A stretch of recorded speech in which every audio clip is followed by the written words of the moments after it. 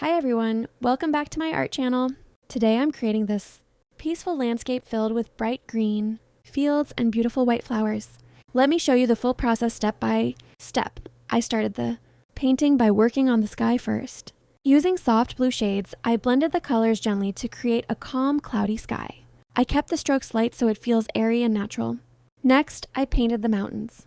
I chose darker shades of green and blue to give them depth and a sense of distance. I added a few subtle highlights to make the shape of the hills more realistic. After the mountains, I began painting the trees that stand along the base of the hills. I used a medium green shade and created loose, vertical strokes to form the tall trees. This helps separate the mountains from the field. Then I added a layer of lighter green trees in front. These lighter tones bring the forest forward and make the background look richer and fuller.